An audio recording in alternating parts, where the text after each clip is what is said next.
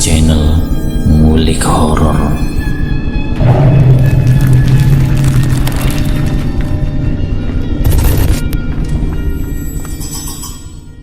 Assalamualaikum warahmatullahi wabarakatuh. Kembali lagi di channel Ngulik Horor. Channel ini menceritakan tentang kisah-kisah misteri. Pada kesempatan kali ini saya akan melanjutkan kisah misteri yang berjudul Pelet Abang Ipar bagian yang kedua. Yuk, daripada kita lama-lama, langsung saja mari kita lanjutkan ceritanya. Meskipun Abah saat itu sangat marah pada Rahma, tapi beliaulah yang paling khawatir dengan keadaan Rahma. "Ambil kunci, cepat!" ujarnya dengan suara bergetar. Hari itu Rahma dilarikan ke rumah sakit kecil yang ada di daerah tersebut. Keadaan Rahma berangsur-angsur pulih setelah dirawat selama 3 hari di sana. Namun sepulangnya Rahma dari rumah sakit, ia menjadi susah diajak berbicara dan lebih sering melamun seperti orang yang linglung. Bahkan ia bisa sampai berjam-jam lamanya menatap ke satu objek tanpa mengalihkan pandangan ke objek yang lain. Sesekali terdengar rintihan meringis dan tawa yang aneh. Beberapa kali juga ia mencoba melukai tubuhnya sendiri, seakan-akan itu ia lakukan bukan atas kemauannya. Tapi ada sesuatu yang tak kasat mata tengah mengendalikan tubuhnya. Dari tatapan matanya bisa dilihat kalau dia juga tidak mau seperti itu. "Bagaimana keadaan adikmu?" tanya Arya di suatu hari ketika Ainun akan bersiap-siap berangkat bekerja. "Dia benar-benar depresi. Mungkin laki-laki biadab yang menghamilinya itu tidak mau bertanggung jawab. Dan menurutku bisa jadi laki-laki itulah yang mengancam Rahma, sehingga membuatnya hampir gila," jawab Ainun. "Kasihan dia, semoga lekas sembuh," kata Arya. "Bukan kau kan yang menghamilinya?" tanya Ainun antusias. "Astaga, pertanyaan macam apa ini sayang? Jelas bukan aku. Kau sendiri pun tahu kan, aku sudah tidak bertegur sapa lagi dengannya. Kejadian malam itu hanya sebuah khilafan, dan aku sungguh menyesal, malu bila mengingat hal itu," jawab Arya.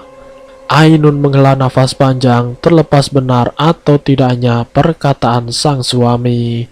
Ainun yakin kalau Arya tidak ada mengena dengan kehamilan Rahma. Beralih ke rumah orang tua Ainun. Hari itu kakeknya yang tinggal di desa lain datang berkunjung untuk menengok keadaan Rahma. Kakek ini adalah adik kandung dari kakeknya Ainun yang sudah meninggal.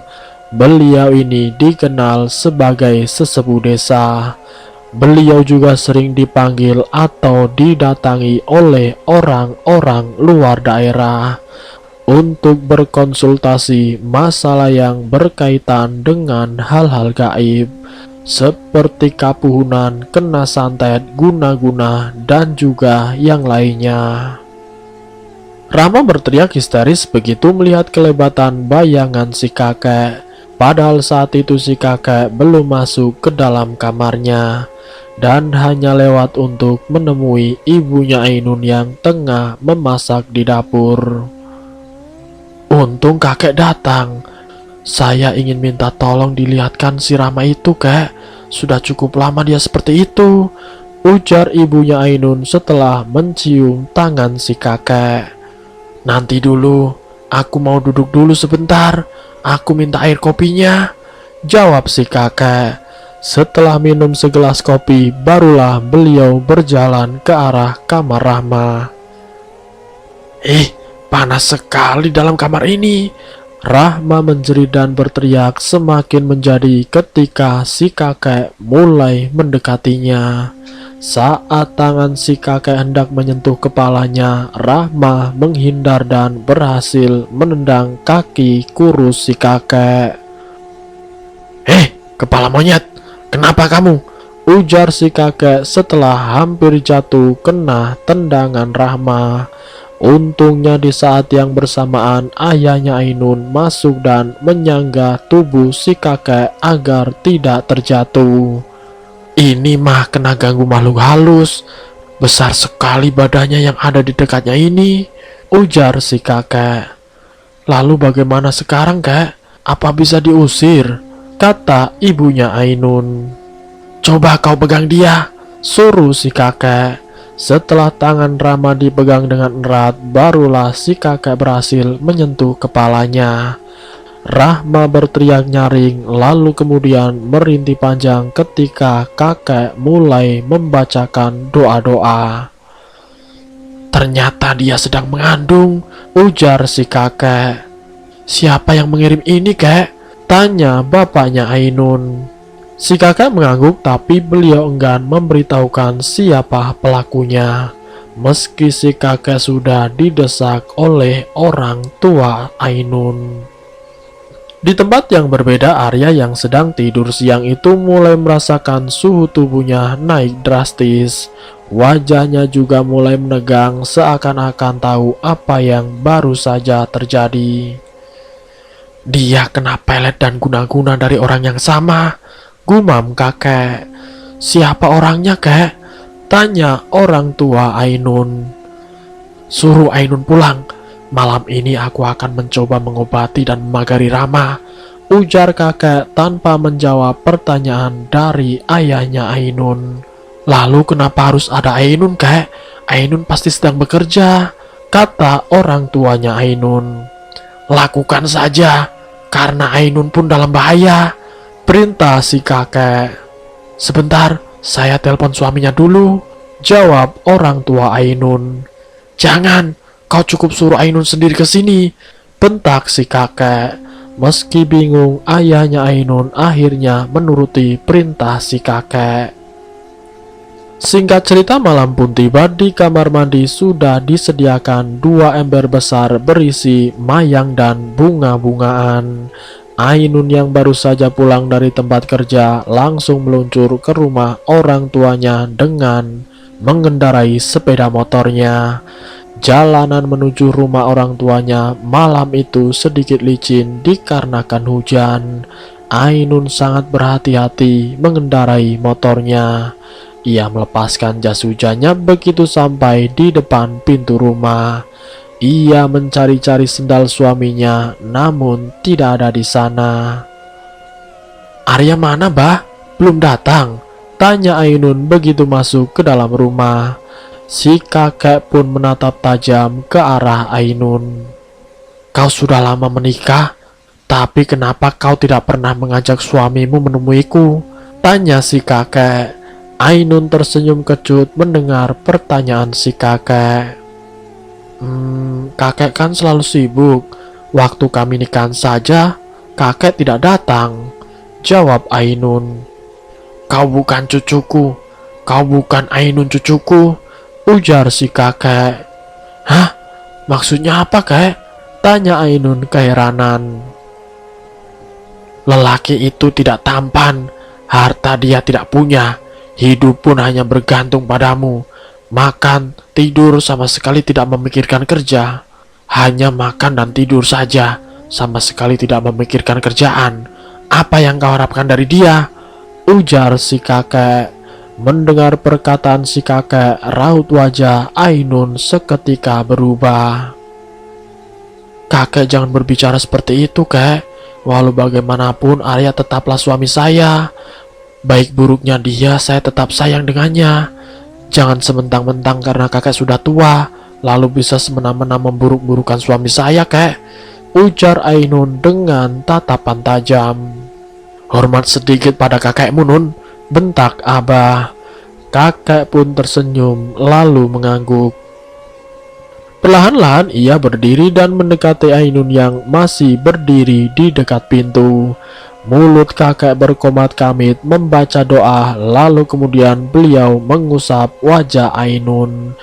Dan setelah itu tubuh Ainun ambruk.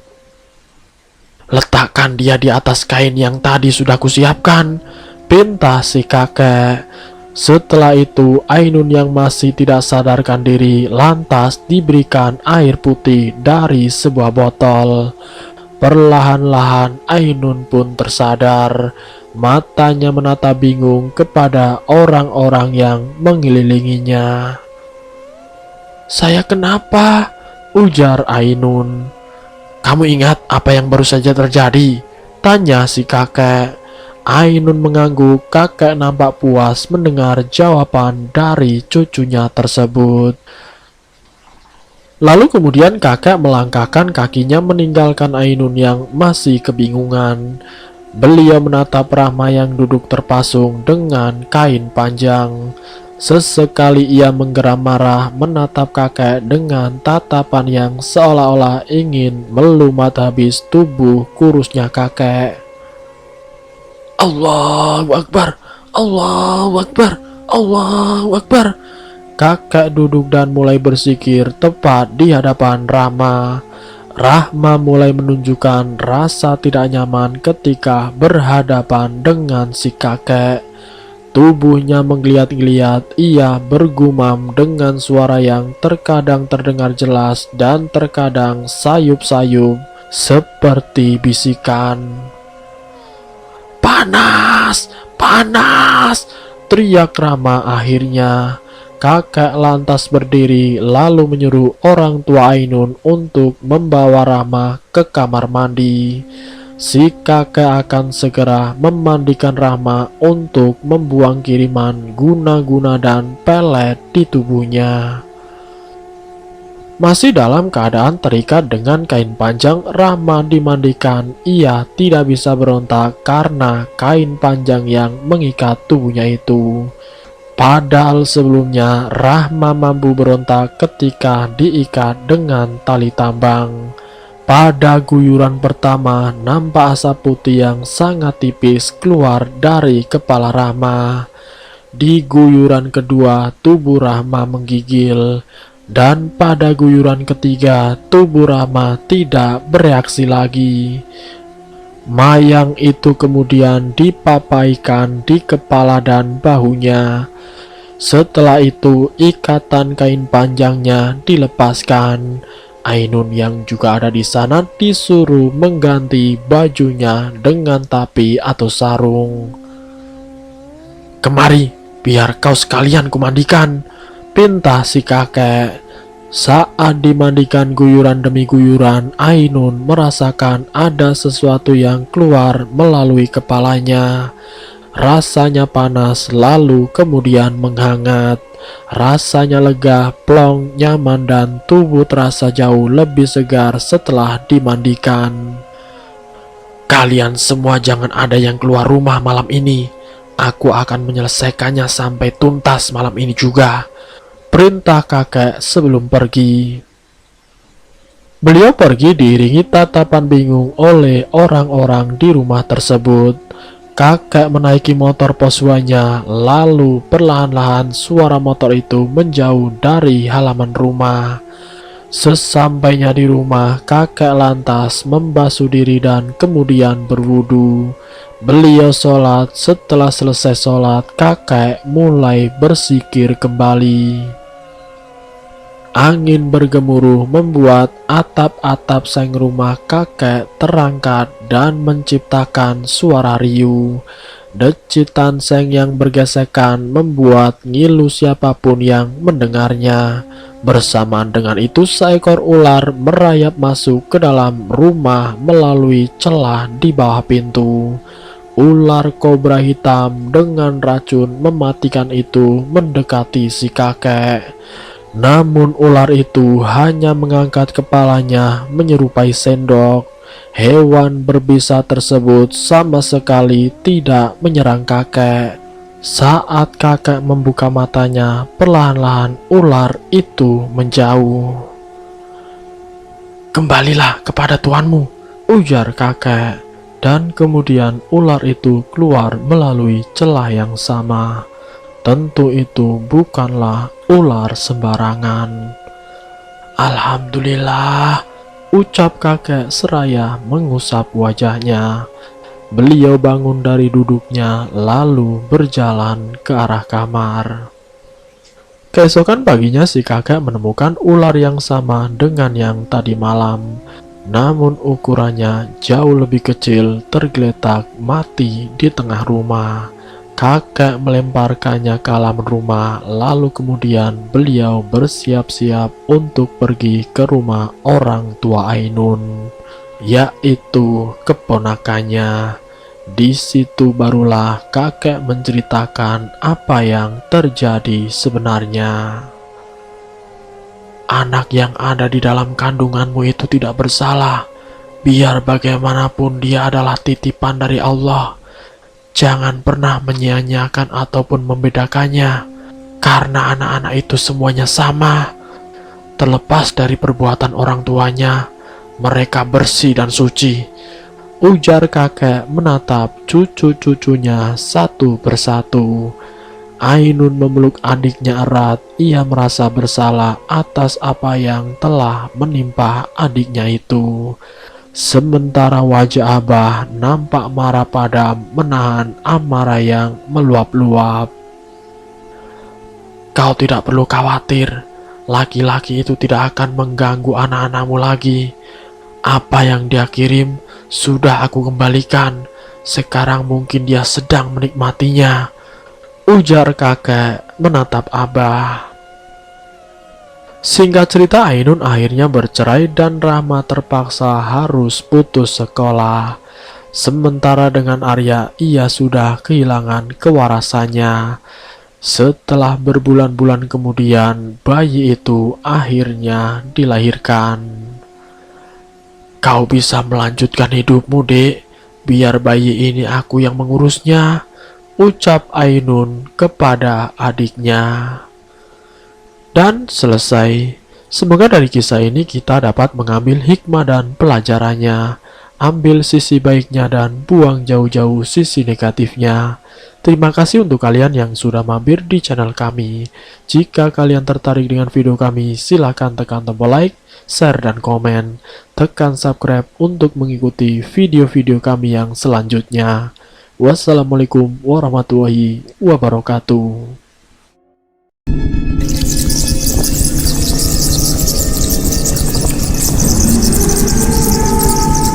Selamat datang di channel Ngulik Horor.